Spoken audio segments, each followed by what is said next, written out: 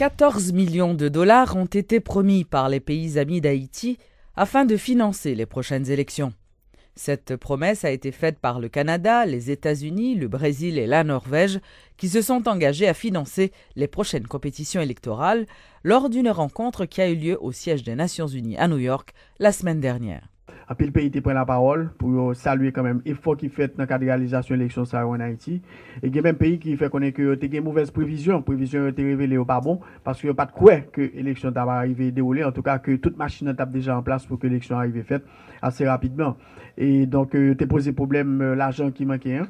Madame Sandra Honoré, qui est représentante spéciale secrétaire général des Nations Unies, tu as posé problème à fait de 31 millions de dollars américains qui manquaient. Et il y a des annonces formelles qui sont faites par les États-Unis qui ont annoncé 9 millions, le Canada 5 millions, le Brésil 1 million, et puis la Norvège qui a annoncé 400 000 dollars américains pour capable combler le gap là. Et ça, il est manque à gagner qui était gagné pour capable réaliser l'élection.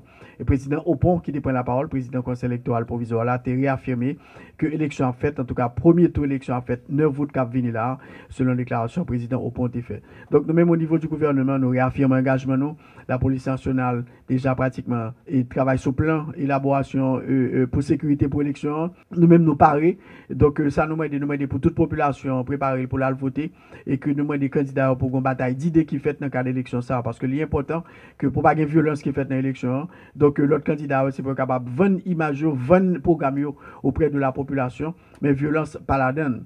Et l'autre question, c'est pour ça qui concerne le financement et les partis politiques dans le cadre d'organisation d'élection. Nous connaissons que il y a 500 millions de gouttes que nous devons prévoir dans le budget pour ça et que le ministère des Finances, le gouvernement a préparé.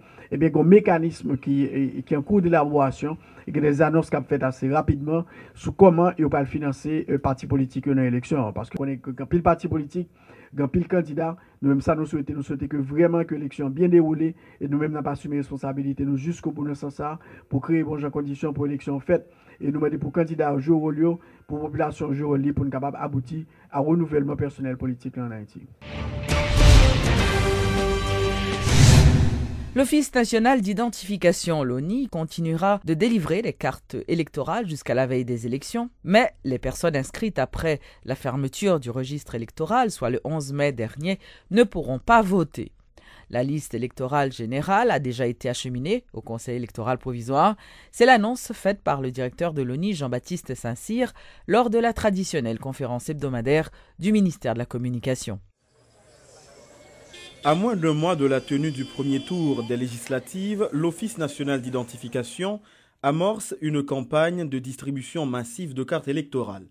À cet effet, l'ONI a déjà mis en place un mécanisme de distribution à travers plus de 300 bureaux installés un peu partout à travers le pays. Jean-Baptiste Saint-Cyr est le directeur général de l'Office national d'identification. Livraison est faite dans tous bureaux permanents que nous avons, 140 bureaux. Et plus nouveaux bureaux temporaires que nous mettons, qui c'est 209 bureaux. Bureaux que nous avons, ce sont des bureaux temporaires fixes et que malheureusement, que nous ne pouvons pas quitter au-delà de l'époque élection parce qu'il y a un coût quand même pour de fonctionnement que nous n'avons pas disponible. Mais nous avons arrangé nous pour jusqu'à la veille du scrutin que le bureau soit installé et à bas service. Seuls les titulaires seront habilités à venir retirer leurs cartes, précise cependant le responsable de l'ONI. Aussi, Jean-Baptiste Saint-Cyr en profite pour rappeler que seules les personnes ayant fait leur demande d'inscription avant la fermeture de la liste électorale le 11 mai dernier pourront voter lors des élections. Tout le monde qui a fait carte avant que nous fermions le registre, c'est-à-dire que tout le monde qui a enregistré jusqu'à minuit le 11 mai. Moun sa yo, il y a 24 jours, il y a bien droit à voter. Parce que nous avons transféré dans la liste électorale générale là.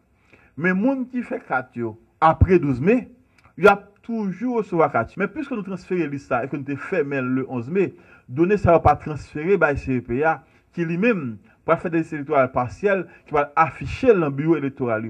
En dépit des accusations de partisanerie qui caractériseraient, selon ses détracteurs, le processus électoral, le CEP continue de mobiliser ses ressources pour réaliser les prochaines législatives. Seulement 20 jours nous séparent du scrutin prévu le 9 août prochain. Après les séances de travail réalisées avec les syndicats et les femmes, le Conseil électoral, qui veut à tout prix augmenter le taux de participation pour les prochaines élections, a aussi rencontré ce lundi la Fédération protestante d'Haïti. L'activité, ça c'est ouais, avec le secteur protestant qui représente un pourcentage assez considérable d'électeurs. Comment on est capable de motiver le secteur ça pour être capable vraiment participer en tant qu'électeur dans le processus là. Et comment tout il a contribué pour réussir le processus là. Leaders religieux impliqués davantage dans le processus là et comment ils peuvent motiver tous ces secteurs protestants dans l'église, dans le comité de jeunesse, dans le groupe des femmes, quelle que soit l'entité qui est dans le secteur protestant, comment eux-mêmes sont capables vraiment participer dans le vote là. Et nous-mêmes, nous connaissons au niveau du conseil électoral là, l'objectif nous c'est augmenter le nombre de votants. Et pour nous augmenter le nombre de votants, il faut joindre un secteur pour nous sensibiliser. Et leader dans chaque secteur a une responsabilité pour être capable de sensibiliser et mieux pour permettre de faire de bons choix, des choix éclairés pour vraiment être capable de renouveler le personnel politique dans les jours à venir. Le collectif du 4 décembre, de concert avec plusieurs organisations de la société civile, annonce pour ce mardi 21 juillet une marche pacifique pour dire non à l'apatridie. Lors d'une rencontre avec la presse ce lundi, le coordonnateur général du collectif a invité tous les acteurs de la vie nationale à prendre part à cette importante mobilisation. Selon Jean-Robert Argan, la marche débutera au Champ de Mars pour aboutir devant les locaux de la primature au bicentenaire où un message sera délivré au Premier ministre Evans Paul. Nous demandons des partis politiques, candidats aux différents postes, pour eux là, et identifier, pas venir sous cap, pour identifier, mettez maillot parti pour nous-mêmes nous connaître, pour que les citoyens connaissent qui est capable de diriger, qui positionne par rapport à agression, différentes agressions que la République dominicaine a fait sur le pays noir. Donc, c'est peut-être s'adapter tout le monde, indistinctement, tout le monde, pauvre, riche, syndicats, étudiants, partis politiques, politiciens, venir pour nous monter. Nous pas une marche, nous pas acheter sur l'autre, nous avons une marche conjointe que nous avons fait pour nous exprimer uniformité nous, pour exprimer unité nous, pour nous reprendre union nous et pour nous défendre malheureux nous qui a fait subir ça fait subir. Nous sommes un peuple digne et nous pouvons prouver aux nations que notre dignité, nous tenons à notre dignité, nous avons fait tout ça pour faire pour respecter la dignité. Donc.